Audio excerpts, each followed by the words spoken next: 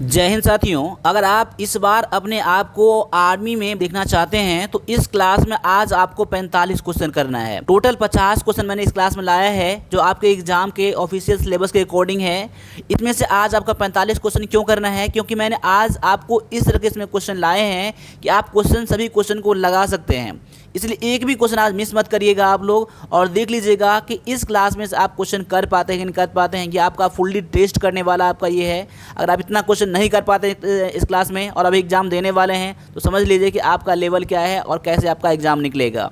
और साथ साथ में अपने आप को और टेस्ट करना चाहते हैं तो हमारे वीरपथ के एप्लीकेशन पर वहाँ पर टेस्ट दिया गया है आपके एग्ज़ाम के लिए। वहाँ से जाइए और वहाँ से टेस्ट को जरूर ज्वाइन करिएगा अगर आप हमारा सभी क्लास को देख रहे हैं तो। और टेस्ट ज्वाइन करने में कोई दिक्कत हो रहा है तो आप मुझे 9102195290 मुझे व्हाट्सएप भी कर दीजिएगा। तो चलिए, अपने आप को इस बार आर्मी में देखना चाहते हैं तो इस क्लास में एक भी क्वेश्चन आप लोग मिस मत करिएगा, ठीक है। तो आज का पहला क्वेश्चन है कि भारतीय संविधान के किस अनुच्छेद को संविधान की आत्मा कहा जाता है। संविधान की आत्मा कहा जाने वाला कौन सा आर्टिकल है। तो यहाँ पर अगर आपका आंसर ऑप्शन नंबर सी है यानी कि अनुच्छेद 32 है, यानी कि आर्टिकल 32 है, तो आपका आंसर बिल्कुल यहाँ पर करेक्ट हो जाता है। अब अगले क्वेश्चन को भी लगा लीजिए मेरे साथ में। ये है कि विश्व का सबसे गहरा महासागर कौन सा है। विश्व का सबसे डीपेस्ट ओशन कौन सा है। तो सबसे डीपेस्ट ओशन जो है ये आपका प्रशांत महासागर है, यानी कि ऑप्शन नंबर बी जो है आपका यहाँ पर आंसर हो जाता है। और उसमें भी एक पॉइंट आप लोग नोट करिएगा कि उस प्रशांत महासागर में भी सबसे गहरा स्थान कौन सा है। तो गहरा स्थान है आपका मारियाना ट्रेंच है जो है ना, मैं यहाँ लिख देता हूँ यहाँ पर मारियाना ट्रेंच। ये जो है ना, यानी कि मारियाना ट्रेंच जो है ये सबसे गहरा स्थान है ऑप्शन बी में, जो प्रशांत महासागर है इसी सागर के अंदर में है। अगले क्वेश्चन में है कि थॉमस कप का संबंध किस खेल से है। थॉमस कप जो है ना ये कौन से खेल से संबंध रखता है। तो थॉमस कप जो होता है ना ये बैडमिंटन से संबंध रखता है। बैडमिंटन जो है आपका यहाँ पर करेक्ट आंसर है। और थॉमस कप जो होता है ना ये पुरुषों का अंतर्राष्ट्रीय खेल है। थॉमस कप जो है ना ये पुरुषों का अंतर्राष्ट्रीय कप है। लेकिन अगर बोलूँ कि महिला का कौन सा है तो महिला का उबेर कप है। क्या है? उबेर कप है। तो उबेर कप का संबंध किससे है तो आपका बैडमिंटन से ही है। ये भी आप लोग नोट कर लीजिएगा अगर नहीं पता होगा तो। लेकिन ये जो है ना ये आपका महिला खेलती है, इसमें महिलाओं का अंतर्राष्ट्रीय खेल है, ठीक है। इसके अलावा एक और आप एग्जाम में कंटिन्यू जो पूछे जाते हैं ना ये आपका डुरंडू कप से। क्या है? डुरंडू कप से। तो डुरंडू कप जो है कौन से खेल से आपका संबंध रखता है तो ये आपका फुटबॉल से। किससे है? तो फुटबॉल से है, ठीक है। और डुरंडू कप के बदला में संतोष ट्रॉफी भी याद कर लीजिए आप लोग। क्या कर लीजिए? संतोष ट्रॉफी भी आप लोग याद कर लीजिए। संतोष ट्रॉफी और डुरंडू कप जो है ना ये आपका फुटबॉल से संबंध रखता है। ये आपके क्वेश्चन एग्जाम में कई बार आते रहते हैं। इसके अलावा एक पॉइंट और नोट कर लीजिए आप लोग, डेविस कप याद कर लीजिए। ये भी आपने देखा होगा कि ये भी क्वेश्चन आपके एग्जाम में आता है। डेविस कप जो है ना ये आपका डेविस कप में लिखता हूँ यहाँ पर, ये आपका टेनिस से। किससे है? तो टेनिस से है। तो सभी आप लोग पॉइंट नोट कर लीजिएगा। ये सारे पॉइंट जो है ना आप एग्जाम में पूछे जाते हैं। उबेर कप ये आपका महिला से है। थॉमस कप ये आपका पुरुषों से है, बैडमिंटन का ही है। डुरंडू कप और संतोष ट्रॉफी जो है ये आपका फुटबॉल से है। डेविस कप जो है आपका टेनिस से है। सभी आप लोग एक बार नोट कर लीजिएगा अगर नहीं पता है तो, ठीक है। अगले क्वेश्चन में दिया गया है आपका कि भारत में पिंक सिटी के नाम से किसे जाना जाता है। यानी पिंक सिटी भारत में किसे कहा जाता है? Pink city. बहुत ही अच्छा सा क्वेश्चन आपका है। बहुत ही आपका यहाँ पर आंसर गलत नहीं आना चाहिए, ठीक है ना। तो यहाँ पर आपका आंसर अगर ऑप्शन नंबर बी आया है ना यानी कि जयपुर आया है तो आपका आंसर बिल्कुल यहाँ पर करेक्ट हो जाता है। इसे पिंक सिटी कहा जाता है। और जयपुर जो है ये कौन से राज्य में है? जयपुर जो है कौन से राज्य में है? तो जयपुर आपका राजस्थान में। कहाँ पर है? तो राजस्थान में आपका जयपुर है। ऑप्शन नंबर आपका बी दिया गया है। और आप लोगों से मैं रिक्वेस्ट एक बात और करता हूँ कि वीरपथ आपके मोबाइल में होना ही चाहिए और सभी टेस्ट को आप लोग लगा कर जाना है। एग्जाम का टाइम कम है इसीलिए मैक्सिमम टेस्ट जितना आपका टेस्ट दिया गया है इसमें ना उसमें से कोशिश करिए कि अधिक से अधिक टेस्ट लगाकर आप लोग जाएं और वहां पर देखना है आपको टेस्ट में कि कहां पर आपको यहां पर क्वेश्चन गलत हो रहा है, क्यों गलत हो रहा है, इसका आंसर क्या होना चाहिए था, ठीक है। यहाँ पर तो आपने देख लिया जयपुर का राजस्थान में, ठीक है। इसके अलावा एक पॉइंट और नोट कर लीजिए कि जयपुर को और क्या कहा जाता है। जयपुर को जो यहाँ पर पिंक सिटी क्यों कहा जाता है? क्योंकि वहाँ पर जो बिल्डिंग्स सब है ना, इमारतें जो है ना ये उसको पिंक कलर में उसको कर दिया गया था एक समय में, ठीक है। इसीलिए वहाँ पर उसको पिंक सिटी कहा जाता है। और जयपुर जो है ना ये आपका कैपिटल भी है। क्या है? आपका कैपिटल भी है। किसका? तो राजस्थान का। ये भी आप लोग नोट कर लीजिएगा, कैपिटल भी है। और साथ साथ में उदयपुर को क्या कहा जाता है? देखिए आपने उदयपुर को क्या कहा जाता है? ये कहा जाता है सिटी ऑफ लेक। क्या कहा जाता है? सिटी ऑफ लेक, यानी कि झीलों का शहर किसे कहते हैं? तो ये सिटी ऑफ लेक जो कहते हैं ये उदयपुर को कहा जाता है। ये क्वेश्चन आपके एग्जाम में आया हुआ था। एक और इसमें है कि वाइट सिटी। क्या है? वाइट सिटी किसको कहा जाता है? तो वाइट सिटी भी कहा जाता है किसको? ये कहा जाता है उदयपुर को कहा जाता है। उसके अलावा एक आपका कहा जाता है ब्लू सिटी। क्या कहा जाता है? Blue city. ब्लू सिटी किसे कहते हैं? ब्लू सिटी को कहा जाता है जोधपुर को। किसको कहा जाता है? जोधपुर को कहा जाता है। किसको? ब्लू सिटी को किसको कहा जाता है? तो आपका जोधपुर कहा जाता है। ये सभी पॉइंट को आप लोग नोट करना है आप लोगों को। अगले क्वेश्चन में आपका दिया गया है कि वंदे मातरम के रचयिता कौन है? वंदे मातरम के ऑथर कौन है?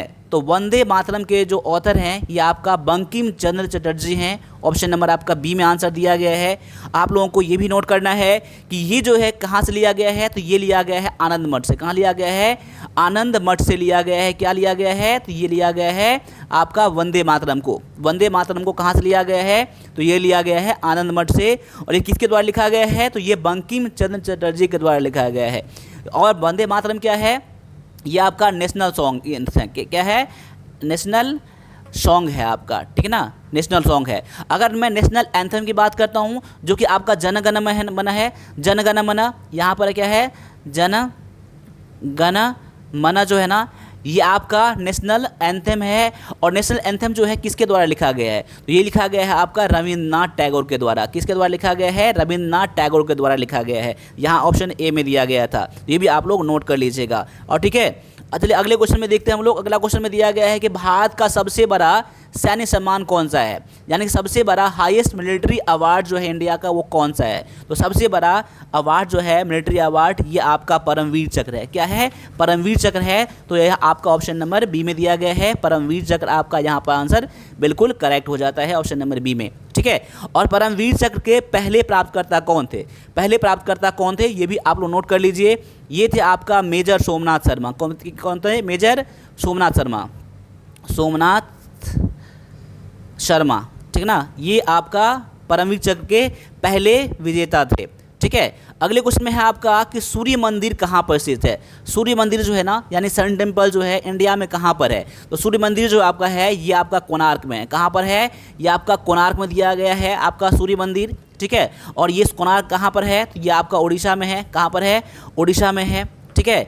और एक पॉइंट इसके बारे में और जान लीजिए कि सूर्य मंदिर को और किस नाम से जाना जाता है? क्या है?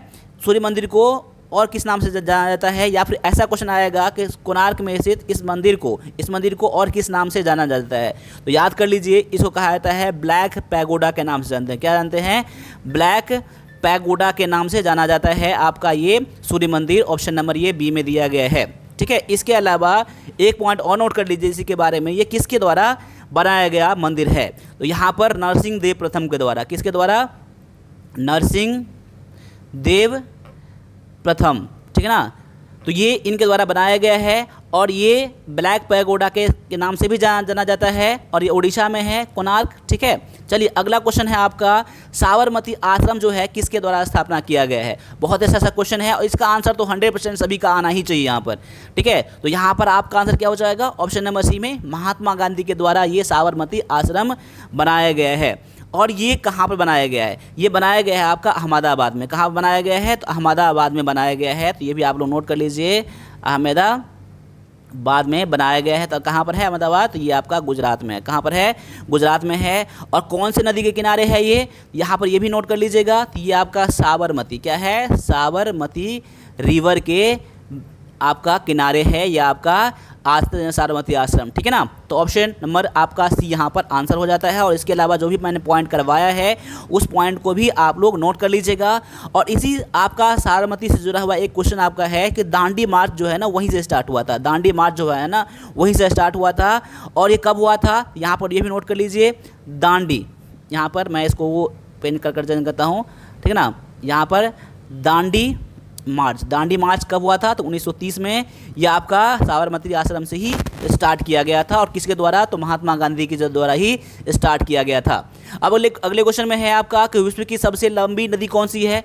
विश्व की सबसे लंबी नदी कौन सी है? तो विश्व की सबसे लंबी नदी जो है ना आपका, ऑप्शन नंबर बी में नील नदी जो है विश्व का सबसे लंबा नदी है। और ये कहाँ पर है? तो ये अफ्रीका महाद्वीप में है। कहाँ पर ये? तो अफ्रीका महाद्वीप में है, ठीक है ना। सबसे बड़ा नदी है लंबा, ठीक है ना। अगर वही बात बोलूँ कि सबसे बड़ा नदी कौन सा है, सबसे बड़ा नदी कौन सा है वॉल्यूम में, आयतन में, जिसमें पानी सबसे ज़्यादा है, वो कौन सा नदी है? तो ये आपका अमेजन जो है ना सबसे बड़ा नदी है। किस चीज़ में? ये आपका जिसमें कि पानी सबसे ज़्यादा है ना वो, ठीक है ना। तो वो कहाँ पर है? तो ये आपका कहाँ पर? तो आप लोग इसको एक बार कमेंट में कर दीजिएगा। ये क्वेश्चन आपको करवा दिया था, ठीक है ना। तो इतना तो आपको करना ही है, ठीक है ना। इसके अलावा गंगा के बारे में ये आपका देख लीजिए। गंगा नदी क्या है? हमारे देश का ये आपका सबसे लंबा नदी है, गंगा नदी है, जिसकी लंबाई 2525 किलोमीटर है, ठीक है ना। आपने पढ़ा था इस चीज़ को, ठीक है ना। आप लोगों को कमेंट करना है कि अमेजन जो है ना, अमेजन जो है ये आपका कौन से कंट्री में है,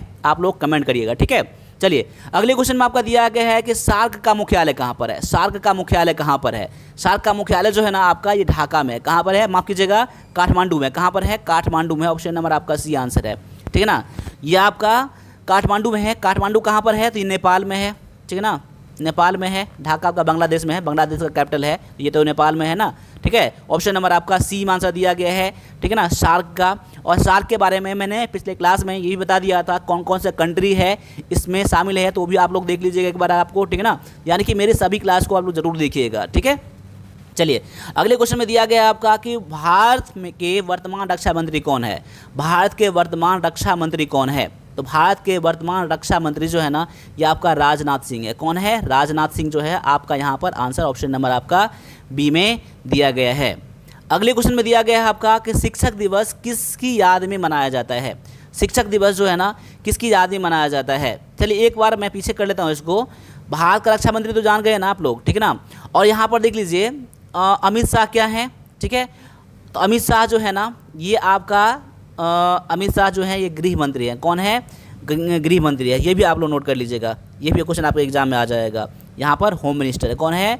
होम मिनिस्टर। ये सब आप क्वेश्चन एग्जाम में आ जाएगा, ठीक है। इसलिए मैंने आपको समझा दिया। आपको जो अमित शाह जो हैं ये आपका गृह मंत्री हैं। और इसके अलावा एस जयशंकर जो है ना ये आपका विदेश मंत्री है। क्या है? फॉरेन मिनिस्टर है। क्या है? फॉरेन मिनिस्टर है। और निर्मला सीतारमण कौन है? ये भी आप लोग सर्च कर लीजिएगा। आप लोग अगर नहीं पता होगा तो, पता है तो बिल्कुल अच्छा है। इतना मैं छोड़ रहा हूँ आप लोगों के लिए थोड़ा बहुत।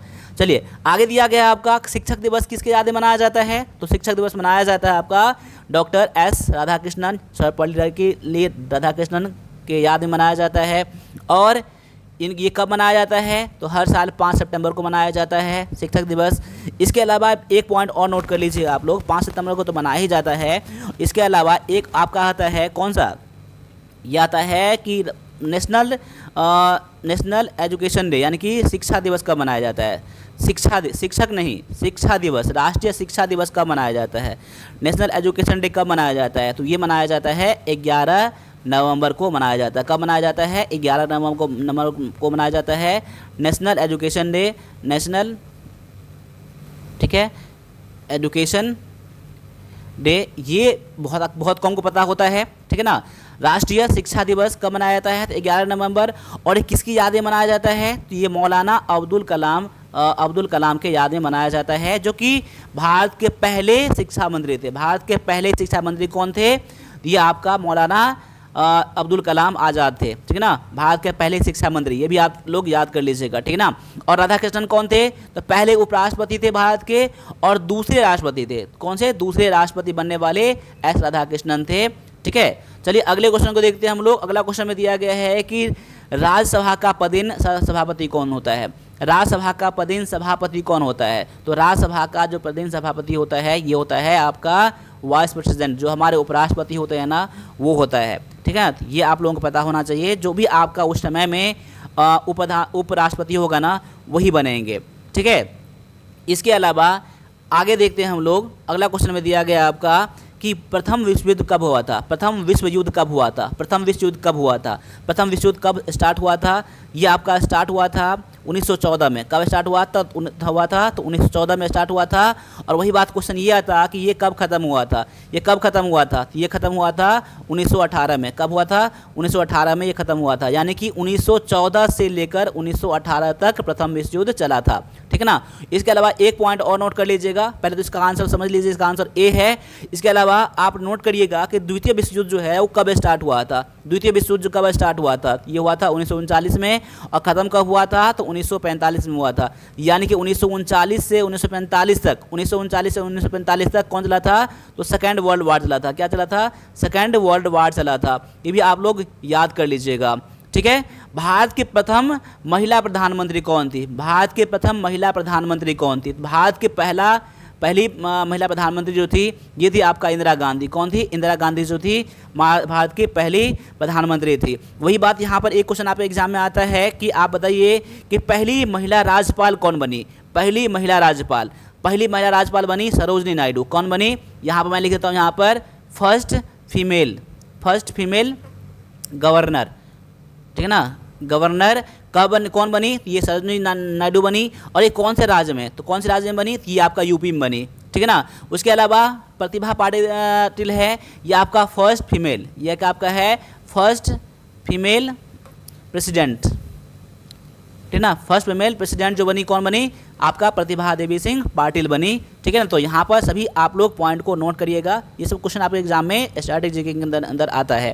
ठीक है ना। अब आगे देखते हैं, यहाँ पर साइंस का क्वेश्चन है। साइंस का 15 क्वेश्चन मैंने लाया यहाँ पर, और साइंस भी आप लोगों के लिए बहुत ज़्यादा ज़रूरी है। ठीक है। क्वेश्चन ये है कि शुष्क बर्फ यानी कि ड्राई आइस क्या होता है? ड्राई आइस जो होता है वो क्या होता है? तो ड्राई आइस जो होता है ना, ये आपका ठोस कार्बन डाइऑक्साइड होता है, यानी कि सॉलिड कार्बन डाइऑक्साइड होता है। ठीक है। यहाँ पर ऑप्शन नंबर आपका बी आंसर दिया गया है। और इसके बारे में एक पॉइंट और नोट कर लीजिए कि ये ठोस आपका जो आपका बर्फ होता है ना, ये क्या होता है ना, ये ठोस जब पिघलता है तो ये आपका द्रव में नहीं आता, डायरेक्टली गैस बन जाता है। क्या बन जाता है? गैस बन जाता है। ठीक है ना। तो शुष्क बर्फ क्या होता है? ये होता है जब भी ये पिघलता है तो पिघलता नहीं है, ये डायरेक्टली ठोस से लेकर क्या चला जाता है? गैस में बदल जाता है। ठोस से सीधे गैस में बदल जाता है। ठीक है ना। तो उसे क्या कहा जाता है?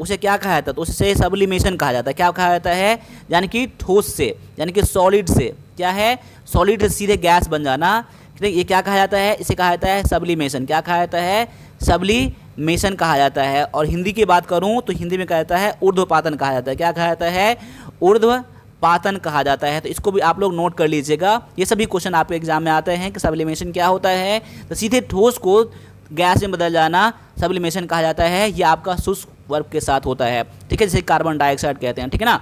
अगले क्वेश्चन में है आपका कि रक्त का लाल रंग किसके कारण से होता है? रक्त का लाल रंग जो होता है ना, ये आपका हमारा जो खून जो होता है ना, उसका लाल रंग किसके कारण से होता है? ये कारण होता है हीमोग्लोबिन के कारण से। किस कारण से होता है? तो हीमोग्लोबिन के कारण से हमारा रक्त क्या होता है? लाल होता है। ठीक है ना।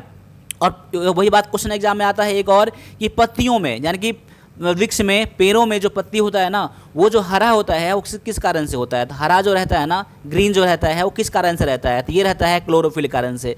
क्लोरोफिल के कारण से क्या रहता है? ये आपका लीव्स जो होता है ना, LEAVES, लीव्स जो होता है आपका ग्रीन किसके कारण रहता है? ये आपका क्लोरोफिल रहता है, इसलिए वो ग्रीन रहता है। लीव्स मतलब क्या? लीव पत्ती, पत्ती जो होता है ना, फूल पत्ती जो होता है ना, पत्ती, हरा रंग जो होता है पेड़ों में, वो किस कारण से होता है? ये क्लोरोफिल के कारण से होता है। और हमारा लाल रंग जो होता है ना, ये हीमोग्लोबिन के कारण से होता है। तो ऑप्शन नंबर यहाँ पर BC आंसर दिया गया था। ठीक है। अब आते हैं अगले क्वेश्चन पर। अगला क्वेश्चन में क्या दिया गया है देख लीजिए। यहाँ पर अगला क्वेश्चन में है कि मानव शरीर की सबसे बड़ी ग्रंथि कौन सी है? देखिए, सबसे बड़ी ग्रंथि और सबसे छोटी ग्रंथि पूछा जाता है। सबसे बड़ी ग्रंथि और सबसे छोटी ग्रंथि पूछा जाता है यहाँ पर। तो यहाँ पर है कि सबसे बड़ी ग्रंथि कौन सा है? तो यहाँ पर देख लीजिए आपका आंसर क्या हो जाएगा। तो सबसे बड़ी ग्रंथि जो होता है ना, ये आपका लीवर होता है। क्या होता है?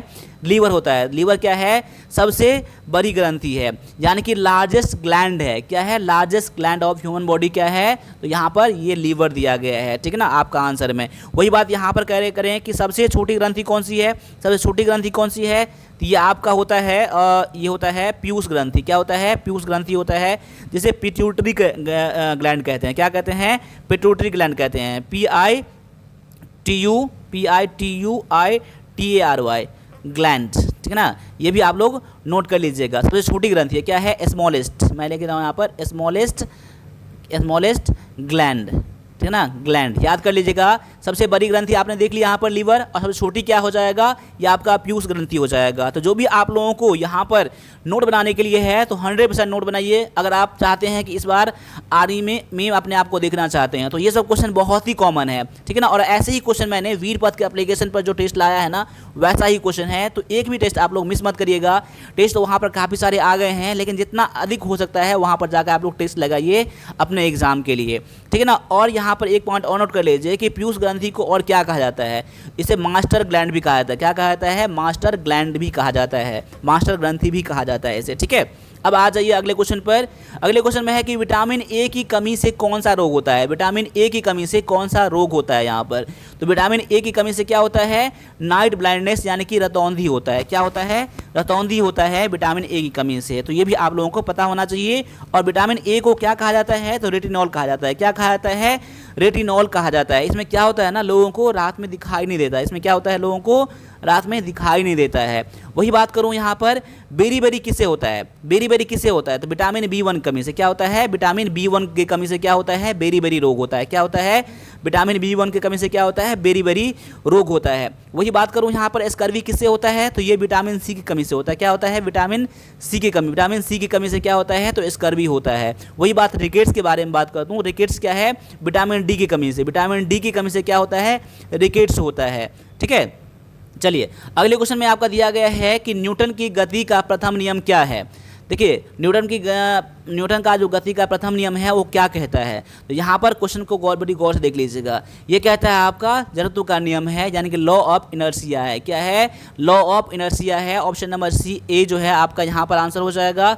और ये सब क्वेश्चन बहुत ही कॉमन है, ठीक है ना। ये क्या कहता है, मतलब प्रथम नियम क्या कहता है, जड़त्व का नियम क्या कहता है, जब कोई वस्तु जहाँ पर रहता है, जब तक कि उसे बाहरी तरफ से कोई भी बल नहीं लगेगा तो वह वस्तु वैसा ही रहेगा।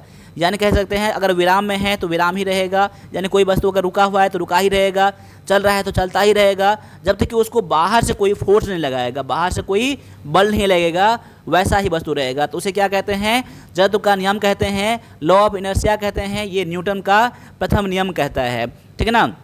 अब वही बात करूँ यहाँ पर कि यहाँ पर क्रिया प्रतिक्रिया ये कौन से नियम में है, तो ये आपका न्यूटन का तीसरे नियम है। क्या है, थर्ड रूल में। क्या है, थर्ड रूल में। आप न्यूटन के थर्ड रूल में क्या है, क्रिया प्रतिक्रिया है। ये भी आप लोगों को पता होना चाहिए। चलिए अगले क्वेश्चन में दिया गया आपका कि किस धातु को चाकू से काटा जा सकता है। कौन सा धातु है जिसको कि चाकू से काटा जा सकता है यहाँ पर, ठीक है। तो चाकू से काटे जा सकने वाला जो धातु है ये आपका सोडियम है। क्या है, सोडियम जो है आपका यहाँ पर आंसर हो जाएगा। ऑप्शन नंबर सी में दिया गया है, ठीक है ना। चलिए अगले क्वेश्चन को देखते हैं हम लोग। अगला क्वेश्चन में दिया गया आपका कि वायुमंडल की सबसे निचली परत को क्या कहते हैं। वायुमंडल की सबसे निचली परत को क्या कहते हैं, ये निचली परत को क्या कहते हैं, क्षोभ मंडल कहा जाता है। क्या कहा जाता है, क्षोभ मंडल कहा जाता है। जितने भी आपका जो बारिश होता है या बादल बनता है, सब घटनाएं कहाँ पर होता है, सब घटनाएं कहाँ पर होता है, तो ये आपका क्षोभ मंडल में ही होता है। क्या होता है, क्षोभ मंडल में ही होता है। अगर मैं बात करूं यहाँ पर, ये बताइए कि हवाई जहाज जो उड़ता है, हवाई जहाज जो अच्छा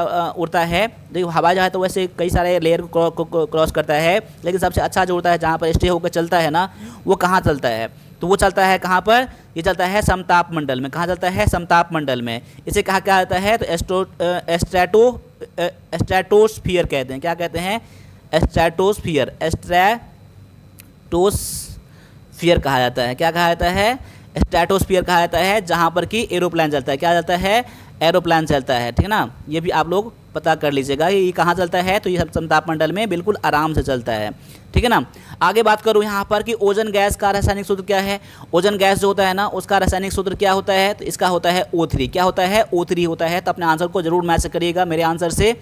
अगले क्वेश्चन में आ जाइए। अगला क्वेश्चन में है कि ध्वनि की चाल सबसे अधिक किस में होती है। ध्वनि की चाल जो होती है सबसे कम किस में होता है, तो ध्वनि का चाल जो होता है सबसे कम ये होता है स्टील में, ठीक है ना। माफ कीजिएगा, यहाँ पर सबसे अधिक होता है, अधिक क्वेश्चन में आता है स्टील। स्टील क्या होता है, यानी कि ठोस में क्या होता है, सबसे ज़्यादा होता है उसमें। क्या, स्टील जो होता है आपका सबसे ज़्यादा ठोस पाया जाता है, ये चीज़ इसमें स्टील में सबसे ज़्यादा होता है इस क्वेश्चन के अकॉर्डिंग। वही बात करूँ यहाँ पर कि ध्वनि का जो ये कौन से किस चीज़ में यात्रा नहीं करता है, ट्रैवल नहीं करता है, तो ये निर्वात में बिल्कुल भी नहीं चलता है। निर्वात में यानी कि वैक्यूम। क्या है, वैक्यूम है, VACU ठीक है ना। वैक्यूम में बिल्कुल भी नहीं चलता है आपका ये ध्वनि। साउंड किस में है, ये आपका निर्वात में नहीं चलता है। और सबसे अधिक किस में चलता है, तो ये आपका इस्पात में चलता है, यानी कि स्टील में चलता है। ठीक है, अगले क्वेश्चन में आ जाइए। अगला क्वेश्चन में दिया गया आपका कि पेंसिलिन की खोज किसके द्वारा किया गया था। बहुत ऐसा सा क्वेश्चन आपका है ये आपका, या आविष्कार आविष्कारक में क्वेश्चन मिल जाएंगे आपको, तो ये सब सारा आपको रटा होना चाहिए बिल्कुल भी। ठीक है ना। तो पेंसिलिन का आविष्कार किसने किया था, खोज किसने किया था, ये किया था खोज अलेक्जेंडर फ्लेमिंग के द्वारा। किसके द्वारा, तो अलेक्जेंडर फ्लेमिंग के द्वारा खोज किया गया था। ठीक है ना। अब आगे जाइए, अगले क्वेश्चन में आ जाइए यहाँ पर कि लाफिंग गैस का रासायनिक सूत्र क्या है। लाफिंग गैस का रासायनिक सूत्र क्या है, रासायनिक नाम क्या है। लाफिंग गैस का रासायनिक नाम क्या है, तो नाम जो है आपका नाइट्रस ऑक्साइड है। क्या है, नाइट्रस ऑक्साइड है। इसे क्या कहता है, N2O क्या कहता है, क्या कहता है, N2O, यानी कि नाइट्रस ऑक्साइड को क्या कहा जाता है, आपका लाफिंग गैस कहा जाता है। यहाँ पर ऑप्शन नंबर आपका बी में दिया गया है। ठीक है ना। आगे आ जाइए, अगला क्वेश्चन में दिया गया आपका कि प्रकाश वर्ष यानी कि लाइट ईयर किसका इकाई है। प्रकाश वर्ष जो है ना किसका इकाई है, ये आपका दूरी का इकाई है। क्या है, दूरी का इकाई है। तो ऑप्शन नंबर बी में आपका यहाँ पर आंसर हो जाता है। अगले क्वेश्चन में आपका दिया गया है कि मनुष्य का शरीर सामान्य तापमान कितना होता है। मनुष्य के शरीर का सामान्य तापमान कितना होता है। मनुष्य के शरीर का जो सामान्य तापमान होता है ना, ये आपका 37 डिग्री सेल्सियस होता है। क्या होता है, 37 डिग्री सेल्सियस होता है। एक बार इस क्वेश्चन को गौर से देख लीजिएगा आप लोग। ठीक है ना, क्वेश्चन गौर से, बहुत ही कन्फ्यूजन वाला क्वेश्चन ये क्वेश्चन है। देखिए, एक तो आप 37 डिग्री सेल्सियस, लेकिन आप लोग जब भी आप लोग शरीर में यानी कि थर्मामीटर से मापते हैं ना, ठीक है, तो वो क्या होता है, आपको 98.6 डिग्री मिलेगा आपको। ठीक है ना। ये आपका फ़ारेनहाइट होता है। क्या होता है, फ़ारेनहाइट होता है। लेकिन यहाँ पर फ़ारेनहाइट तो दिया नहीं गया था आपका, ये दिया था सेल्सियस में, तो सेल्सियस नहीं होता है ये होता है फ़ारेनहाइट में होता है। या तो आप ये बोलिए कि 98.6 डिग्री फ़ारेनहाइट बोल दीजिए तो आपका ठीक हो जाएगा, लेकिन सेल्सियस में बोलेंगे तो सेल्सियस में आपका कितना हो जाएगा, तो आपका 37 डिग्री सेल्सियस हो जाएगा। ऑप्शन नंबर आपका सी में ये दिया गया है। ये सब क्वेश्चन बहुत ही कन्फ्यूजन वाला क्वेश्चन होता है, इसलिए आप लोगों को ऐसा क्वेश्चन को ठीक से देखना है आप लोगों को। ठीक है, अगले क्वेश्चन में आ जाइए कि शुद्ध जल का पीएच मान कितना होता है। शुद्ध जल का पीएच मान कितना होता है, तो शुद्ध जल का पीएच मान जो होता है ना, यहाँ पर 7 होता है। क्या होता है, 7 होता है। ठीक है, अगले क्वेश्चन में है कि विद्युत धारा का मात्रक क्या होता है। विद्युत धारा का मात्रक क्या होता है, विद्युत धारा का मात्रक जो होता है ना, ये आपका एम्पियर होता है। क्या होता है, एम्पियर होता है। ठीक है ना। और ओम किसका होता है, ओम किसका होता है, ये आपका ये प्रतिरोध का होता है। ठीक है ना। और वॉट किसका होता है, ये आपका शक्ति का होता है। क्या होता है, वॉट क्या होता है, शक्ति का होता है। वही बात करूँ, वोल्ट किसका होता है, ये आपका विभवांतर का होता है। ठीक है ना। ये सब चीज़ आपको पता होना ही चाहिए। ठीक है, इसके अलावा अब देखते हैं हम लोग मैथ का क्वेश्चन देखते हैं, और मैथ में हमने 20 क्वेश्चन रखा है और आपका एग्जाम पास में आने वाला है, इसलिए आपको यहाँ पर सारे क्वेश्चन को लगाने हैं, आपको डरना नहीं है। यहाँ डर जाएंगे तो समझ लीजिए एग्जाम आपका कैसे निकलने वाला है। इसलिए आप लोगों को एक भी क्वेश्चन मिस मत करना है। ठीक है ना। और प्रैक्टिस ज़रूर करिएगा, कोई सा भी बुक हो, कहीं सा भी बुक हो, लेकिन मैंने आपको जो टेस्ट बनाया है ना एप्लीकेशन पर, ये आपके स्पेशल आपके आर्मी टीए के एग्ज़ाम के लिए ही बनाया है। तो एक भी टेस्ट मिस मत करिएगा आप लोग, मैक्सिमम टेस्ट लगा कर जाइएगा। ठीक है ना। कोई भी दिक्कत आपको हो रहा है ना वीरपथ के एप्लीकेशन पर आपको टेस्ट ज्वाइन करने में, तो आप मुझे 9102195290 मुझे व्हाट्सएप भी करिएगा। ठीक है ना, ये 1 है। अब यहाँ पर क्वेश्चन को देख लीजिए क्या कैसे बनाना है इसको। वह सबसे छोटी संख्या ज्ञात करे जिसे 12, 15 और 20 से भाग देने पर प्रत्येक स्थिति में 4 शेष बचे। देखिए, ऐसा कौन सी संख्या है जिसमें कि 12, 15 और 20 से भाग लगाएंगे तो शेष आपका 4 बचेगा, यानी कि रिमाइंडर आपका 4 बचेगा। ठीक है ना। तो यहाँ पर देख लीजिए कैसे बनाना क्वेश्चन को। ऐसे क्वेश्चन को क्या बनाएंगे, जितना होगा ना 12, 15, 20 का, इसको एलसीएम कर लीजिए। क्या है, एलसीएम ऑफ 12, 15 और 20, और जितना आपका एलसीएम आएगा ना, तो एलसीएम में क्या कर दीजिएगा, उसमें 4 को जोड़ दीजिएगा। क्या हो जाएगा, क्योंकि जितना आपका एलसीएम जो आता है ना, तो एलसीएम वाला चीज़ क्या होगा, एलसीएम वाला चीज़ तो 12, 15, 20 से कटेगा, और बोल रहा है शेष बचेगा कितना, तो शेष कितना बचेगा, जितना एलसीएम आएगा उसमें 4 2 जोड़ दीजिएगा, यही आपका आंसर निकल के आ जाएगा। अब देखिए यहाँ पर 12, 15, 20 का एलसीएम कैसे निकालेंगे। अब देखेंगे 20 दूना 40 नहीं करता, 20 या 60, मैं 20 को 3 बार मैंने गुना कर दिया ना, ठीक है, 60 आ गया। तो देखिए 60 को 12 भी काट रहा है, 15 भी काट रहा है और 20 भी काट रहा है, यानी कि आपका 60 एलसीएम हो गया, और उसमें 4 जोड़ दीजिए, यानी कि 64 क्या हो जाएगा आपका आंसर। ऑप्शन नंबर ये आपका बी में दिया गया है ये, बस। ठीक है ना, इस तरीके से बनाना है क्वेश्चन को। ठीक है, अब आगे आ जाइए। अगले क्वेश्चन में दिया गया आपका कि यदि 10 वस्तुओं का क्रय मूल्य 8 वस्तुओं के विक्रय मूल्य के बराबर में है, 10 वस्तुओं का क्रय मूल्य जो है 8 वस्तुओं के विक्रय मूल्य के बराबर में है, तो लाभ प्रतिशत कितना है। देखिए, अब जैसा क्वेश्चन कह रहा है वैसे क्वेश्चन बनाइए। 10 वस्तु का सीपी जो है ना, क्रय मूल्य जो है ना 8 वस्तुओं के SP के बराबर में है। क्या है? 8 वस्तुओं के SP के बराबर में है। आपको क्या करना है अब? CP बटा में SP कर दीजिए, यानी कि आपका 8 वहीं रहेगा, 10 को आप इस तरफ लाएंगे ना, यहाँ पर 10 नीचे आ जाएगा। इसका मतलब क्या हो गया? आपका क्रयमूल्य कितना हो गया? क्रयमूल्य आपका हो गया आपका 8 रुपया, और आप विक्रय मूल्य कितना हो गया? 10 रुपया। इसे क्या निकालेंगे आप लोग? इसे आप क्या निकालेंगे? प्रॉफिट निकालेंगे। प्रॉफिट कितना हो जाएगा आपका? 10 - 8 यानी कि 2 रुपया। आपका 2 रुपया प्रॉफिट हो गया। और कॉस्ट प्राइस तो पता ही है आपको, क्रय मूल्य तो पता ही है आपको, तो आपको क्या निकालना है? प्रॉफिट % निकालना है ना। इसका फॉर्मूला क्या होता है? प्रॉफिट बटा में कॉस्ट प्राइस इंटू में 100 होता है ना फॉर्मूला में, ठीक है ना। अब देखिए यहाँ पर तो आपको क्या करना है इसमें? तो आपको प्रॉफिट है आपका 2 बटा में क्या करेंगे? 8 करेंगे, गुना में 100 करेंगे, काट के निकालेंगे तो 25 निकल के आ जाएगा। ऑप्शन नंबर आपका किस में दिया गया है? बी में दिया गया है। आप इसको सॉल्व कर लीजिएगा। ऐसे क्वेश्चन को बस समझाने के लिए मैंने आपको बताया है, और ऐसे क्वेश्चन मैंने कई सारे क्वेश्चन बता दिए हैं, तो आप लोग को मैं उम्मीद करता हूं कि आपने ऐसा क्वेश्चन बनाया होगा इस चीज़ को, ठीक है।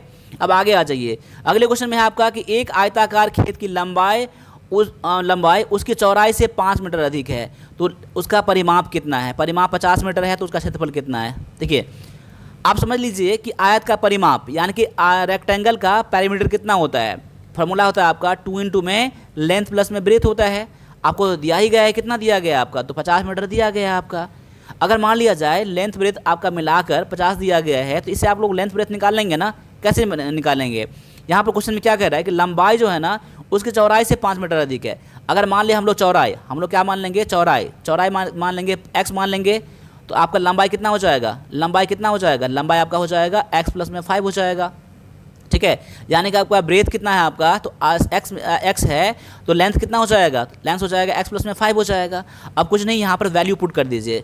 आपको वैल्यू पुट करेंगे ना तो 2 × में लेंथ आपका कितना निकल गया? x प्लस में 5 प्लस में ब्रेथ कितना है आपका? x है ना, x कर दीजिए बराबर में 50 कर दीजिए। इसको सॉल्व करिए आप लोग।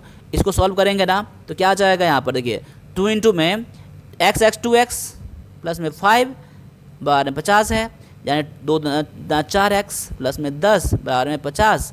अब 4x बराबर क्या हो जाएगा? यानी कि आपका ये इधर चला जाएगा ना, तो ये हो जाएगा 40। 50 में से आपका 10 घट जाएगा, 40 हो जाएगा। और x बराबर कितना हो जाएगा आपका? x बराबर में 10 हो जाएगा। x बराबर कितना? 4 से कट जाएगा ना ये 10 बार में, यानी कि आपका x बराबर में 10 निकल के आ गया। अब x बराबर में 10 निकल के आ गया, तो x आपने क्या माना था? x आपने माना था कितना? तो आपने ब्रेथ माना था ना, तो आपका 10 आ गया। ये आपका लंबाई कितना हो जाएगा? 10 प्लस में 5 कर दीजिए, यानी कि 15। ये आपका लेंथ और ब्रेथ निकल गया, आपका लेंथ और ब्रेथ निकल गया आपका। इसलिए आप लोग क्या निकालना है? क्षेत्रफल निकालना है ना। तो क्षेत्रफल कैसे निकालेंगे? लेंथ इंटू में ब्रेथ निकालेंगे ना, यानी कि आपका 15 गुना में 10 कर लीजिए, यानी कि 150 क्या हो जाएगा? आपका आंसर ऑप्शन नंबर ये बी में दिया गया है। ये क्वेश्चन आपका लेंथी क्वेश्चन नहीं है, ये क्वेश्चन तो मन ही मन क्वेश्चन बनने वाला है, लेकिन मैंने समझाने के लिए आपको ऐसे बना दिया है, तो आप लोगों को देखना है कि कैसे मैंने बता दिया है। और देखिए यहाँ पर मैं उम्मीद करता हूँ ना ये सब फार्मूला आपको पता होगा, पैरामीटर का, एरिया का, ये सब फार्मूला पता होगा। नहीं पता अगर आप लोगों को अभी भी है तो अभी भी टाइम है आप लोगों के पास, अभी भी आप लोग कर लीजिए। मैथ में आपको 100% स्कोर करके आना है आपको एग्जाम में, ठीक है। अब आ जाइए अगले क्वेश्चन पर। अगला क्वेश्चन में क्या दिया गया देख लीजिए यहाँ पर। ये आपका रूट अंडर में दिया गया, क्या है? रूट अंडर में दिया गया, ये रूट अंडर में दिया गया ये। अब देखिए यहाँ पर इसको क्या करना है, इसको जब बाहर निकालेंगे तो क्या होगा? देखिए यहाँ पर, यानी कि अगर मान लीजिए 2.5 इंटू में 2.5 गुना करेंगे तो कितना हो जाएगा? ये हो जाएगा इतना हो जाएगा, ठीक है ना, क्योंकि पॉइंट एक अंक बाद 2 अंक के बाद हो जाएगा, 2 अंक के बाद पॉइंट दे दिया। यानी कि इसको आप क्या लिख सकते हैं? इसको लिख सकते हैं 2.5 इंटू में 2.5, ठीक है, ये रूट अंडर में चला जाएगा।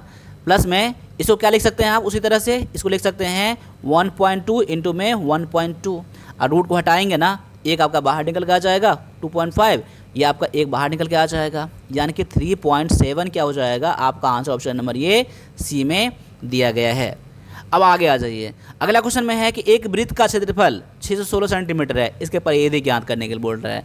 वृत्त का क्षेत्रफल यानी कि पाई आर स्क्वायर फार्मूला होता है, कितना दिया गया है? 616 दिया गया है ना, यानी कि 22/7 आर स्क्वायर बराबर में 616। अब यहाँ पर कोई कटता है तो काट दीजिए, यहाँ पर 6 6 12 11 कटेगा 11 से, 11 दूना में 22, 11 पंजे 55, 11 से 66, 2 से काटोगे कितना हो जाएगा? ये आपका 28, यानी कि आर स्क्वायर बराबर कितना हो जाएगा? 28 गुना में 7 हो जाएगा, यानी कि 8 7 56 के 6 में 8 7 56 के 6 हाथ में 5, 7 14 5 19, ये आपका हो जाएगा कितना? 14 का, कितना हो जाएगा, आर बराबर कितना हो जाएगा 14। क्यों हो जाएगा, क्योंकि आर स्क्वायर बराबर कितना निकल गया, आर स्क्वायर बराबर निकल गया 196 ना, और यहाँ पर आर बराबर कितना हो जाएगा, रूट अंडर में 196 हो जाएगा। इसका स्क्वायर रूट कितना होता है, इसका स्क्वायर रूट होता है 14 होता है 14। तो यानी कि आपका रेडियस कितना निकल गया, आपका 14 निकल के आ गया। और फार्मूला में क्या दिया है, सब उठा है, परिधि क्या होगा, सरकमफ्रेंस क्या होगा, तो सरकमफ्रेंस का फार्मूला क्या होता है 2 पाई आर होता है। क्या होता है, सरकमफ्रेंस का फार्मूला क्या होता है, परिधि का फार्मूला क्या होता है 2 पाई आर होता है। तो 2 इंटू में 5/7 गुना में आर कितना दिया गया, तो आर आपने निकाला है 14 निकाला है ना। अब काट दीजिए, 2 से काटेंगे तो 22 का 88 क्या हो जाएगा, आपका आंसर ऑप्शन नंबर ये बी में दिया गया है। क्वेश्चन बहुत ही आसान था, लेकिन इसमें भी क्या था, आपको फॉर्मूला पता होगा तभी बना पाए होंगे आप लोग। तो फॉर्मूला आप लोगों को पता करना है आपको, ठीक है ना। यहाँ पर वृत्त का क्षेत्रफल का यानी कि एरिया का फार्मूला क्या होता है, पाई स्क्वायर, और सरकमफ्रेंस यानी कि परिधि का फार्मूला क्या होता है 2 पाई आर फार्मूला होता है। तो फार्मूला आप लोग याद कर लीजिएगा, क्वेश्चन आराम से क्वेश्चन बन जाएगा आपका। अब अगले क्वेश्चन को भी लगा लीजिए, क्वेश्चन को लास्ट तक जरूर देखिएगा, मैं इतना उम्मीद करूंगा आपसे कि इतना कम से कम आप जरूर करेंगे, ठीक है ना। अब यहाँ क्वेश्चन क्या है कि किसी संख्या का 40% 800 है, तो उस संख्या का 60% कितना होगा। देखिए अब कैसे बनाएंगे, संख्या मान लेंगे x। अब x का 40/100 बराबर कितना दिया गया है, 800 दिया गया है। यानी इसे क्या निकालेंगे, x का मान निकालेंगे ना, 800 गुना में 100/40 हो जाएगा। कब हो जाएगा, जब आप इसको इस तरफ करेंगे तब, ठीक है ना। अब बोल रहा है x तो निकल गया, अब x निकल गया ना, तो अब बोल रहा है जितना अब x का वैल्यू है, जो संख्या है ना अब x, उसमें 60% कितना होगा, डायरेक्टली 60% कैसे निकालेंगे, तो आपका 800 गुना में 100/40 गुना में 60/100 कर लीजिए। 60% है ना, 100 से 100 कट जाएगा। अभी मैंने काटा नहीं है, ठीक है, आप काट रहा हूँ, अब मैं काट रहा हूँ। 40 से कट कितना आ जाएगा, 0 0 कट जाएगा, 4 से काटूंगा 4 दूना में 8 यानी 200, 200 छक्का में 1200 हो जाएगा। आपका आंसर ऑप्शन में किस में दिया है, तो यहाँ पर बी में दिया गया है, ठीक है। अब यहाँ आगे आ जाइए, अगले क्वेश्चन में है कि ए एक काम को 12 दिन में करता है, बी उसी काम को 24 दिन में करता है, और सी की सहायता से वे 6 दिन में काम खत्म कर लेता है। तो सी कितना दिन में करेगा, देखिए यहाँ पर, तो सी का मान लीजिए, सी जो है ना x दिन में कर लेगा, कितना दिन में, x डे में कर लेगा, ठीक है ना, x डे में कर लेगा। तो अगर सी x डे में कर लेगा ना, तो देखिए तीनों का मैं काम निकालता हूँ। ए का काम कितना हो जाएगा, एक दिन का काम कितना हो जाएगा, 1/12 हो जाएगा। बी का कितना हो जाएगा, 1/24 हो जाएगा। और सी का कितना हो जाएगा, 1/x हो जाएगा। और एक काम एक दिन में कितना हो जाएगा, एक दिन में 6 दिन में काम खत्म होता है ना, तो एक दिन में 1/6 काम हो जाएगा। बस आपको इतना x का मान निकलेगा ना, वही आपका आंसर निकल के आ जाएगा। अब चाहे तो इसको सॉल्व करिए, जैसे बनाइए आप लोग। चलिए मैं इसको सॉल्व भी कर देता हूँ मैं आप लोगों को, ठीक है ना। आप चाहे तो यहाँ से सॉल्व करके आप क्वेश्चन को स्किप करके आगे भी आप लोग बढ़ जाइएगा, अगर समझ गए हैं तो, नहीं तो मैं सॉल्व कर रहा हूँ यहाँ पर। चलिए अब देखिए यहाँ पर तीनों का एलसीएम कितना हो जाएगा, तीनों का एलसीएम हो जाएगा 24x, ठीक है ना। तो 12 दूना में 24 2 यानी कि 2x यहाँ हो जाएगा, प्लस में कितना हो जाएगा, x यहाँ पर हो जाएगा यहाँ पर, ये कितना हो जाएगा, x कट जाएगा, ये बच जाएगा 24 बराबर में कितना, 1/6। अब यहाँ देखिए 2x और 1x कितना हो जाएगा, 3x हो जाएगा, 3x प्लस 24। अब 3x 24 हो जाएगा, यानी कि 3x प्लस में 24 हो जाएगा, बटा में 24x हो जाएगा, बराबर में 1/6 है। अब क्रॉस मल्टीप्लिकेशन कर दीजिए, क्या कर दीजिए, क्रॉस मल्टीप्लिकेशन कर दीजिए। तो कितना हो जाएगा, 6 से गुना करेंगे कितना हो जाएगा, 6 तरीका में 18, 18x प्लस में 24 छक्के में 144, कितना हो जाएगा 144 बराबर कितना हो जाएगा, ये आपका 24x हो जाएगा ये इधर। अब देखिए इसको अब इस तरफ कर दीजिए, तो 24 में से 18 घट जाएगा ना, तो कितना बच जाएगा, 6x बच जाएगा ना, इधर तो 144 रहेगा ही। अब यहाँ पर x बराबर कितना हो जाएगा, 24 छक्के, यानी x बराबर 24 निकल के आ गया। यानी कि जो सी जो है ना कितना दिन में कर लेगा, 24 दिन में कर लेगा। अब देखिए इतना लेंदी नहीं भी बनाएंगे ना, तो आपका एलसीएम मेथड से आता है, ठीक है, 6 काम निकाल कर। आप उसको तो उस तरीके से बताया है, तो उस तरीके से ही आप लोग बनाइए, ठीक है ना। चलिए अगले क्वेश्चन में दिया गया आपको सॉल्व करना है इसको, तो देखिए घबराना नहीं है, ये सब क्वेश्चन बिल्कुल फार्मूला पर आता है क्वेश्चन ये सब, ठीक है ना। अब देखिए यहाँ पर, तो यहाँ पर ये देखिए 0.5 0.5 0.5 ये 3 बार गुना किया गया है, इसको मान लेंगे हम लोग ए क्यू मान लेंगे, ठीक है। ये आपका 3 बार ये भी है, तो प्लस में क्या करेंगे, बी क्यू कर लेंगे, ठीक है ना। बटा में कितना हो जाएगा आपका, ये हो जाएगा ए स्क्वायर, 2 बार है, माइनस में ए बी, माइनस में प्लस में बी स्क्वायर, ये इतना दिया गया ना। अब इसका फार्मूला क्या होता है, इसका फार्मूला होता है आपका ए प्लस में बी इंटू में ए स्क्वायर माइनस में ए बी प्लस में बी स्क्वायर, फार्मूला होता है ये आपका। बटा में कितना हो जाएगा, ये हो जाएगा A square minus A B plus में बी स्क्वायर होता है। अब देखिए यहाँ पर ये और ये कट जाएगा, क्या बच जाएगा, अब ए प्लस में बी बच जाएगा। यहाँ पर ए का वैल्यू कितना है, 0.5 है, 0.5, और बी का वैल्यू कितना है, 0.3 है, 0.3 है। अब जोड़ेंगे ना 0.8 आ जाएगा। आपका आंसर ऑप्शन नंबर ये बी में दिया गया है। अब देखिए ये मैंने समझाने के लिए इतना लिखा है ना, आप चाहे तो नहीं भी लिखेंगे तभी काम चल जाएगा, ये मन ही मन आपका हो जाएगा। मन ही मन क्या आएगा, ये दोनों तो कट ही जाएगा, ये बच जाएगा, आपका डायरेक्टली आंसर निकल के आ जाएगा यहाँ पर। ठीक है, अब अगले क्वेश्चन को भी लगा लीजिए आप लोग, ठीक है ना। ये सब क्वेश्चन बिल्कुल आपके एग्जाम के लेवल में सारा क्वेश्चन है आपका है, ठीक है ना। अब क्वेश्चन ये है कि 8,000 पर 5% वार्षिक चक्रवृद्धि ब्याज की दर से 2 वर्षों का ब्याज कितना होगा। इसे आपको क्या निकालना है, CI निकालना है ना, आपको इंटरेस्ट निकालना है।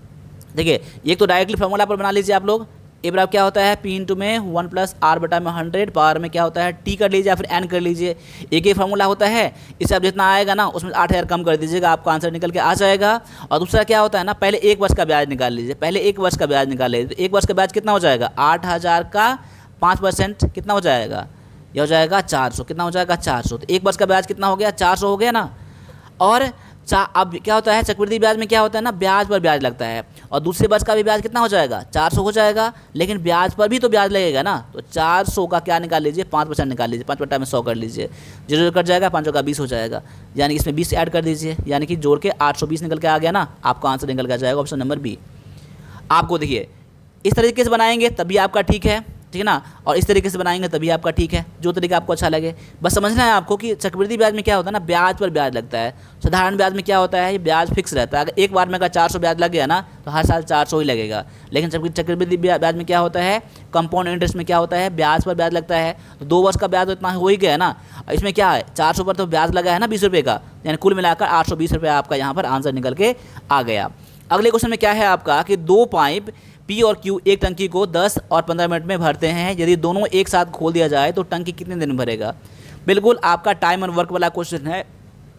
10 गुना में 15 बटा में 10 प्लस 15 कितना हो जाएगा, 10 गुना में 15 बटा में कितना हो जाएगा, 25 हो जाएगा। 5 पंजे 25, 5 गुना में 10, 5 या 15, 3 गुना में 6, यानी 6 घंटा में भर लेगा और 6 मिनट में भर लेगा। ऑप्शन नंबर आपका ये बी में दिया गया है। अगले क्वेश्चन में क्या दिया गया है कि साइन स्क्वायर 30 डिग्री और कॉस स्क्वायर 30 डिग्री का वैल्यू कितना होता है। देखिए इसको तो वैल्यू भी ऐड करके बना सकते हैं, अदरवाइज इसका देखिए फॉर्मूला होता है ना, फॉर्मूला क्या होता है, साइन स्क्वायर थीटा प्लस में कॉस स्क्वायर थीटा बराबर कितना हो जाएगा, 1 होता है। फॉर्मूला में 1 होता है ना, थीटा के बदले में 30 दोनों में दिया गया ना, डायरेक्टली इसका आंसर 1 मार के आ जाइए, आपका आंसर निकल के यहाँ पर आ जाएगा। अगले क्वेश्चन में क्या दिया गया देख लीजिए, एक समचतुर्भुज का विकर्ण इतना दिया गया है और दूसरा विकर्ण इतना दिया गया है, तो उसका क्षेत्रफल कितना है। यानी आपका ये डायगोनल दिया गया है ये कितना और दूसरा डायगोनल दिया गया इतना, तो बोल रहा है इसका एरिया कितना होगा। देखिए रोम्बस का एरिया कितना होता है, 1/2 इंटू में D1 इंटू में D2 होता है, यानी पहला आपका विकर्ण दूसरा विकर्ण, 1/2 गुना में 12 गुना में 16, आपको आंसर निकल के आ जाएगा। काट लीजिए यहाँ पर, तो हो जाएगा 6, 16 96 हो जाएगा। आपका आंसर ऑप्शन नंबर किस में दिया गया है, ये आपका बी में दिया गया है। अगले क्वेश्चन में है कि प्रथम 10 सम संख्याओं का औसत कितना है। इसके लिए एक फार्मूला याद कर लीजिएगा, पहले जहाँ बनने वाला है बना लीजिए, नहीं बनने वाला है रुकिएगा, अगर बनने वाला है तो क्वेश्चन को स्किप करके आगे भी बढ़ सकते हैं आप लोग, ठीक है ना। चलिए यहाँ पर है 10 सम संख्याओं का औसत कितना होगा। इसका फार्मूला होता है n इंटू में n+1 होता है। क्या होता है, n+1 होता है। माफ कीजिएगा यहाँ पर n इंटू में n नहीं होता, यहाँ पर क्या होता है n नहीं होता है, क्या होता है n नहीं होता है। यहाँ पर डायरेक्टली क्या होता है n+1 फार्मूला होता है। क्या है, एवरेज बराबर क्या होता है n+1 होता है। 10 दिया गया ना, तो 10 में 1 जोड़ दीजिए, यानी कितना हो जाएगा 11। 11 आपका आंसर ऑप्शन नंबर ये बी में दिया गया है। फार्मूला याद कर लीजिए यहाँ पर, प्रथम n सम संख्याओं का औसत कितना होगा, तो n+1 होता है। यह आपका 10 प्लस में 1 हो गया आपका, यानी कि 11 हो जाएगा आपका आंसर, ठीक है। अब आ जाइए अगले क्वेश्चन पर। अगला क्वेश्चन में इसको आप देख लीजिए आप, देखिए 25 है यहाँ पर, 125 यहाँ पर है, देखिए ना, और यहाँ पर क्या दिया गया है 36 है आपका। तो यहाँ पर क्या होगा, देखिए 5 का स्क्वायर है, ये 5 का क्यूब है, ठीक है ना, और ये क्या होगा 6 का स्क्वायर है, तो यहाँ क्या हो जाएगा 6 का क्यूब हो जाएगा, ठीक है। तो यहाँ पर कितना हो जाएगा 6 36, यानी कि 216 हो जाएगा। क्या हो जाएगा 216, ऑप्शन नंबर बी में है। क्या ये 5 का स्क्वायर है, 5 का स्क्वायर, ये क्या है 5 का क्यूब है, ये 6 का स्क्वायर है, तो यहाँ पर 6 का क्यूब हो जाएगा। ऑप्शन नंबर आपका ये बी में दिया गया है। आगे दिया गया है कि एक बेलन और एक शंकु का त्रिज्या और ऊंचाई समान है, यानी रेडियस और हाइट क्या है आपका इक्वल है, तो उसका आयतन का अनुपात क्या होगा। इसमें तो डायरेक्टली आपको फॉर्मूला ही काम आएगा आपको। देखिए रेडियस और हाइट दोनों बराबर ही है, तो बोल रहा है कि इसका दोनों का अनुपात कितना होगा, रेशियो कितना होगा। देखिए, तो बेलन का क्या होता है, आपका बेलन का वॉल्यूम क्या होता है, ये होता है पाई आर स्क्वायर एच होता है, बटा में क्या कर लीजिए 1/3 पाई आर स्क्वायर एच, ये होता है शंकु का, ये होता है कोन का, ये होता है सिलेंडर का। तो सिलेंडर आपका ये और ये कट जाएगा, क्या बच जाएगा 1/3 ना। अब 3 यहाँ नीचे है ना, 3 आपका चला जाएगा ऊपर चला जाएगा, यानी कह सकता हूँ 3/1 हो गया। अनुपात में कितना हो गया 3:1। ऑप्शन नंबर किस में दिया गया है, ये सी में दिया गया है। तो अनुपात निकालने में बिल्कुल गलती मत करिएगा आप लोग, ठीक ना। ये एक इतना बट्टा में एक इतना बट्टा है, तो नीचे वाला कहाँ चला जाता है, ऊपर चला जाता है, ठीक है। चलिए अगले क्वेश्चन में दिया गया आपको इसका रूट कितना है, इसका मूल कितना है। तो देखिए यहाँ पर x बराबर कितना हो जाएगा 6 है ना आपका। तो 6 को 2 नंबर ऐसा ले लीजिए जो गुना करने पर 6 हो जाए और जोड़ने या घटाने पर कितना हो जाए 5 आ जाए। देखिए -3 और -2, -3 -2 कितना हो जाएगा, गुना करेंगे तो 6 हो जाएगा और दोनों को जोड़ेंगे कितना होगा -5 हो जाएगा। कितना हो जाएगा -5 हो जाएगा। यानी कि अब x का मतलब कितना हो जाएगा, जो यहाँ साइन जो आएगा ना उस साइन को यहाँ उल्टा कर दीजिएगा, एक हो जाएगा 3, एक हो जाएगा 2। आपका आंसर निकल के आ गया, ऑप्शन नंबर ये बी में दिया गया है, ठीक है ना। तो ऐसे हम लोग बनाते हैं इस क्वेश्चन को। बाद बाकी आप लोग सॉल्व करके बना सकते हैं, आप लोग जो बनाते हैं पुराने तरीके से उस तरीके से भी आप लोग बना सकते हैं। अगले क्वेश्चन को भी लगा लीजिए। एक घन का भुजा दिया गया है 4 सेंटीमीटर, तो उसका विकर्ण कितना होगा। देखिए तो भुजा बराबर क्या होता है, जितना विकर्ण दिया रहे उसका √3 कर दीजिए, √3 कर दीजिए। फार्मूला होता है, क्या होता है, ये फार्मूला होता है। तो आपको तो यहाँ पर दिया गया है ना, आपका 4 दिया गया है ना, तो आप ऐसा कर लीजिए 4 बराबर क्या कर लीजिए d/√3 कर लीजिए, और क्रॉस मल्टीप्लिकेशन कर लीजिए। आप लोग क्रॉस मल्टीप्लिकेशन करेंगे ना, कितना हो जाएगा d बराबर कितना हो जाएगा 4√3 हो जाएगा। ऑप्शन नंबर किस में दिया गया है, ये बी में दिया गया है, ठीक है। अब आ जाइए अगले क्वेश्चन में आपका दिया गया है, इसको आपको सॉल्व करना है। आप लोग 48 का आंसर क्या होगा ना, आप लोग कमेंट भी कीजिएगा सभी लोग, तो मैं समझ जाऊँगा कि मेरे क्लास को आप लोग लास्ट तक देखते हैं, ठीक है। तो मैं समझ जाऊँगा। आप लोग 48 का आंसर कमेंट भी कीजिएगा, तब मैं देखूंगा कितने बच्चे लास्ट तक क्लास को देखते हैं, ठीक है ना। चलिए अगले क्वेश्चन में दिया गया है कि एक व्यक्ति 600 मीटर लंबी सड़क पर 5 मिनट पार करता है, तो उसका चाल कितना है। चाल कितना है, किलोमीटर पर घंटा में चाल बोल रहा है ना। तो यहाँ देखिए ये दिया है मीटर में, ये दिया गया है आपका मिनट में दिया गया है। तो पहले तो इसका निकालिए, स्पीड निकाल लीजिए। स्पीड बराबर क्या हो जाएगा, स्पीड बराबर कितना हो जाएगा आपका डिस्टेंस अपॉन में टाइम होता है, तो डिस्टेंस अपॉन में टाइम होता है ना। यहाँ पर देखिए डिस्टेंस अपॉन में टाइम, तो डिस्टेंस दिया गया 600 बटा में कितना हो जाएगा 5 मिनट में दिया गया ना, तो मिनट को सेकंड में चेंज कर लीजिए। तो मिनट को सेकंड में चेंज करने के लिए 60 से गुना करेंगे आप लोग, तो 600 बटा में कितना हो जाएगा 300 हो जाएगा ना, या काट कितना हो जाएगा 200 निकल के आ जाएगा, 2 निकल के आ जाएगा, 2 निकल के आ जाएगा। 2 मीटर क्या है, 2 मीटर पर सेकंड दिया गया है आपका यहाँ पर मीटर पर सेकंड में। वही बात करूँ अगर तो यानी कि 2 मीटर पर सेकंड को किलोमीटर पर आप लोग कैसे चेंज करेंगे, इसे 18/5 से गुना किया जाता है। ये सब आपको मैंने पहले बता भी दिया है, अगर नहीं पता है तो कोई दिक्कत नहीं है, नोट कर लीजिए आप लोग कि मीटर पर सेकंड को किलोमीटर में चेंज करने के लिए आपको मीटर पर सेकंड को किलोमीटर पर घंटा में चेंज करने के लिए 18/5 से गुना किया जाता है। अब देखिए 18 36 बटा में कितना हो जाएगा 36 बटा में 5 हो जाएगा, 5 7 35, 5 9 10, 7.2 क्या हो जाएगा आपका आंसर, ये इतना किलोमीटर पर आवर हो जाएगा आपका आंसर। ऑप्शन नंबर ये बी में दिया गया है। अगले क्वेश्चन में आपका दिया गया है कि 450 का 20% और 250 का 10% कितना होगा, 10 बटा में 100, ठीक है ना। यानी कि 00 ये 0 जो कट जाएगा, 45 दुना 90 ये हो जाएगा, और 0 0 0 कट जाएगा, ये हो जाएगा 25 हो जाएगा, यानी कि 115 हो जाएगा। 115 क्या हो जाएगा आपका आंसर, ऑप्शन नंबर ये बी में दिया गया है। अभी मैंने 50 क्वेश्चन करवाए हैं, 50 क्वेश्चन में जितना क्वेश्चन बना है ना आप लोग जेन्युइनली कमेंट करिएगा। मैंने 45 क्वेश्चन का टारगेट रखा था, लेकिन मैं आप लोगों से ये कहूँगा जितना ही क्वेश्चन बना है ना उतना ही क्वेश्चन आप लोग कमेंट में करिएगा, ये आपका सच में इतना ही होना चाहिए, ठीक है ना। तो फिर अगर आप झूठ बोलेंगे ना, झूठ बोल के दिखाएंगे कि मैंने इतना क्वेश्चन कर लिया, तो उससे कुछ नहीं होगा, अपने आप को ठगेंगे। लेकिन आप जब सही बताएंगे ना कि मैंने आपको 30 ही क्वेश्चन कराया है, मैंने इसमें से 25 ही क्वेश्चन कराया है, मैंने आपको इसमें 40 ही क्वेश्चन कराया है ना, तो आप आगे अच्छा कर सकते हैं, इतना उम्मीद करिए। अपने आप को देखिए, दूसरे को ठग सकते हैं लेकिन अपने आप को नहीं ठग सकते हैं, ठीक है ना। इसीलिए आप लोग कमेंट सही करिएगा, और साथ साथ में वीरपद का एप्लीकेशन डाउनलोड करके टेस्ट को आप लोग जरूर ज्वाइन करिएगा, ठीक है ना। ये आपको स्पेशल टेस्ट है आपके एग्जाम के लिए, तो एक भी बच्चों के पास ऐसा नहीं हो कि मेरा टेस्ट नहीं होना चाहिए, ठीक है ना। तो चलिए मिलते हैं अगले क्लास में, तब तक सभी से फिर से जय हिंद।